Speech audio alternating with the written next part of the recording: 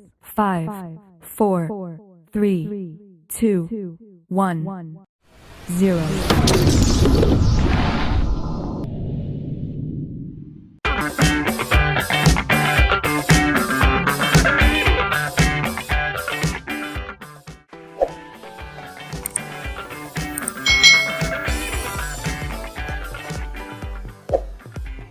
Hai. Selamat datang di channel YouTube Kak Citra. Apa kabar adik-adik semuanya? Kak Citra berharap kalian dalam keadaan yang baik, sehat, dan siap untuk belajar ya. Hari ini kita akan belajar bersama-sama untuk mata pelajaran tematik kelas 3. Kita belajar di tema 8 nih, Praja Muda Karana, subtema 4, Aku Suka Berkarya, pembelajaran yang keempat. Mari adik-adik kita belajar dengan penuh semangat ya. Adik-adik perhatikan gambar berikut ini. Mereka sedang bermain lompat tali adik-adik. Apakah adik-adik masih ingat dengan permainan lompat tali? Bermain lompat tali bisa menggunakan berbagai jenis alat. Salah satu alat bermain lompat tali adalah karet seperti ini adik-adik. Kumpulan karet bisa dijalin sampai membentuk tali yang panjang. Nah, menjalin karet termasuk membuat karya. Adik-adik, bermain lompat tali itu juga membutuhkan keterampilan. Bermain lompat tali juga membutuhkan daya tahan kaki yang baik. Cobalah lakukan kegiatan berikut ini. Kegiatan ini untuk melatih daya tahan kaki kalian. Nah, kalian ya awalnya jongkok, lalu kalian melompat adik-adik ya, dengan tangan itu di belakang kepala kalian. Nah, kalian setelah lompat lalu jongkok lagi. Nah, ini untuk melatih daya tahan atau kekuatan kaki kalian. Bermain lompat tali tadi membutuhkan keterampilan ya, keterampilan melompat. Kalian harus bisa mencobanya sampai kalian bisa adik-adik. Jangan mudah menyerah. Nah, adik-adik lakukan tahapan kegiatan berikut ini. Yang pertama, berdiri tegak dan buka kaki selebar bahu. Setelah itu, letakkan kedua tangan di belakang kepala. Lakukan gerakan jongkok seperti ini ya adik-adik ya. Setelah itu angkat kedua kaki bersama-sama, lalu meloncatlah setinggi yang kalian mampu. Saat posisi badan mendarat, lakukan secara perlahan, kembali pada posisi jongkok lagi. Nah, ulangi kegiatan tersebut beberapa kali sampai kalian merasa itu sudah paling akhir ya. Maksudnya kalian sudah paling mampu berapa kali meloncatnya adik-adik. Jadi kalian akan belajar memperkuat otot kaki kalian. Salah satu kegiatan pramuka yang menarik adalah lintas alam. Nah, kegiatan lintas alam atau penjelajahan merupakan kegiatan yang menantang adik-adik. Melalui kegiatan lintas alam, anggota pramuka ini akan belajar mengenal lingkungan. Kegiatan berjalan-jalan sambil mengenal lingkungan itu pasti sangat menyenangkan. Nah, kegiatan berjalan juga berguna untuk meningkatkan daya tahan kaki kita. Sebelum melakukan kegiatan lintas alam, anggota pramuka itu berlatih berbagai keterampilan. Ada keterampilan menentukan arah mata angin dan membaca denah. Ada juga keterampilan membaca dan membuat peta perjalanan. Nah, peta perjalanan ini digunakan sebagai petunjuk dalam perjalanan adik-adik. Berikut ini adalah denah lokasi perkemahan pramuka. Nah, ini adik-adik ya, denah lokasi perkemahan pramuka ya. Di sini denah lokasi perkemahan ini menunjukkan posisi setiap tempat dengan baik ya. Misalnya ini perkemahannya di sini ya. Ini ada tandanya ya adik-adik ya. Kalau ini tanda tungku ya. Kalau seperti ini ada meja makan. Lalu tanda ini air minum ya. Kalau tanda persegi panjang ini MCK atau toilet ya, atau tempat kamar mandi. Nah, kamar kecil di sini kita lihat meja makan ada di sebelah timur tenda pembina ya. Jadi meja makan ini berada di sebelah timur tenda pembina adik-adik. Lalu kamar kecil ada di sebelah barat tenda utama ya. Lalu pusat air minum ya di sini ya, pusat air minumnya ada di sebelah utara dari meja makan. Nah, ini meja makannya. Sementara tungku ada di sebelah selatan tenda anggota pramuka. Nah, seorang anggota pramuka akan menuju ke tenda pembina ini. Tentukan arah yang harus dilewati anggota tersebut. Arah yang harus dilalui seorang anggota pramuka menuju tenda pembina adalah: pertama, dari tenda anggota pramuka akan berjalan ke arah barat. Ya, ini ya, dari sini akan berjalan ke arah barat menuju ke tempat air minum. Dari tempat air minum ini, anggota pramuka akan berjalan ke arah selatan menuju meja makan. Dari meja makan ini, anggota pramuka akan berjalan ke barat menuju tenda pembina.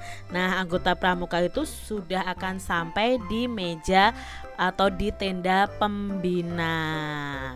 Adik-adik yang hebat, cobalah nih membuat denah menuju lokasi perpustakaan di sekolah kalian. Gunakan simbol sesuai dengan imajinasi kalian. Lengkapi denah lokasi perpustakaan dengan keterangan arah mata angin. Nah, denah dan peraturan perpustakaan itu sangat bermanfaat loh untuk pengunjung. Manfaat peraturan itu untuk mengatur agar kegiatan itu berjalan dengan baik, dan peraturan itu harus kita taati adik-adik ya, bukan kita langgar. Di sini ada bacaan yang berjudul Peraturan dan Sikap Adil di Perpustakaan. Ada beberapa peraturan yang diterapkan di perpustakaan. Hal ini dilakukan agar ruang perpustakaan tetap nyaman dan menyenangkan untuk pengunjungnya. Ada peraturan yang harus dikerjakan oleh petugas perpustakaan. Ada pula peraturan yang harus dilakukan oleh pengunjung perpustakaan. Adik-adik, kalian pernah kan pergi ke perpustakaan sekolah kalian? Apa yang harus kalian lakukan di perpustakaan kalau kalian ingin meminjam buku? Itu biasanya ada peraturannya. Salah satu peraturan di perpustakaan adalah merapikan ruangan secara rutin. Peraturan itu harus dikerjakan oleh petugas perpustakaan. Nah, saat merapikan ruangan, petugas perpustakaan akan memperhatikan arah mata angin. Nah, petugas perpustakaan juga berkewajiban melayani pengunjung dengan baik. Ini tugas dari petugas perpustakaan atau pustakawan ya namanya adik-adik. Nah, untuk membuat perpustakaan itu nyaman, ada juga peraturan peminjaman buku. Petugas perpustakaan akan menetapkan nih adik-adik batas waktu peminjaman. Jika ada kerusakan atau kehilangan, peminjam itu berkewajiban untuk memperbaiki atau menggantinya. Nah, aturan peminjaman buku itu dilakukan untuk keadilan. Aturan diterapkan agar semua anggota perpustakaan itu mendapatkan kesempatan sama dalam meminjam buku. Memberikan kesempatan yang sama untuk semua anggota merupakan sikap yang adil. Nah, sikap adil ini termasuk pengamalan sila kelima Pancasila. Sila kelima itu berbunyi keadilan sosial bagi seluruh rakyat Indonesia. Sila kelima ini simbolnya adalah padi dan kapas ya adik-adik ya. Lambang padi dan kapas ini menunjukkan kekayaan yang dimiliki oleh bangsa Indonesia. Kekayaan ini hendaknya dapat dirasakan manfaatnya secara adil untuk seluruh rakyat Indonesia. Nah, adik-adik yang hebat, perhatikan nih beberapa peraturan perpustakaan berikut ini. Adakah kaitan aturan tersebut dengan sikap pengamalan sila Pancasila? Dan sebutkan nih bunyi dan simbol sila Pancasila yang sesuai dengan aturan tersebut dan berikan pula alasannya. Contohnya, aturan yang pertama adalah meminjam buku sesuai dengan waktu yang ditetapkan. Apakah aturan tersebut sesuai dengan pengamalan sila Pancasila? Iya adik-adik ya, meminjam buku itu sesuai dengan waktu yang ditetapkan. Nah, sikap ini termasuk dalam sila keberapa? Nah, kalau kita meminjam buku sesuai dengan waktu yang ditetapkan dan kita mengembalikannya tepat waktu, otomatis teman-teman kita yang lain yang akan meminjam buku itu juga bisa meminjamnya, adik-adik. Jadi di sini ada sikap adil. Nah, sikap adil itu sesuai dengan sila kelima. Bunyi silanya adalah keadilan sosial bagi seluruh rakyat Indonesia. Alasannya apa kok sila kelima? Karena mengembalikan buku sesuai dengan waktunya yang ditetapkan, artinya kita bisa memberikan kesempatan yang sama untuk yang lainnya itu bisa meminjam buku tersebut. Lalu peraturan yang kedua, memperbaiki buku yang rusak dan mengganti buku perpustakaan yang hilang. Apakah aturan tersebut sesuai dengan pengamalan sila Pancasila? Tentunya iya, adik-adik. Sesuai dengan sila keberapa? Nah, kalau memperbaiki buku yang rusak dan mengganti buku perpustakaan yang hilang, itu berarti sesuai dengan sila kelima. Karena kita di sini bertanggung jawab dan kita harus adil dengan teman-teman kita. Jadi kalau kita merusakkan barang itu ya harus memperbaikinya. Bunyi silanya adalah keadilan sosial bagi seluruh rakyat Indonesia. Alasannya mengganti buku yang rusak itu sama dengan memberi kesempatan yang sama kepada anggota perpustakaan lain untuk membaca buku tersebut juga. Selanjutnya yaitu menjaga ketertiban selama berada di perpustakaan. Apakah aturan tersebut sesuai dengan pengamalan sila Pancasila? Iya, adik-adik. Sikap tersebut sesuai dengan sila keberapa? Nah, menjaga ketertiban ini sesuai dengan sila kelima juga. Ya, kenapa menjaga ketertiban itu sesuai dengan sila kelima? Karena ini dapat memanfaatkan perpustakaan dan dapat memberi kesempatan yang sama kepada anggota perpustakaan lain untuk mereka itu bisa nyaman berada di perpustakaan, adik-adik. Jadi kita harus saling menjaga dan saling mematuhi tata tertib yang ada di perpustakaan. Yang keempat, ikut serta menjaga kebersihan perpustakaan dengan cara kerja bakti bersama anggota perpustakaan lainnya. Apakah aturan tersebut sesuai dengan pengamalan sila Pancasila? Iya, adik-adik. Nah, sikap tersebut itu sesuai dengan sila ketiga.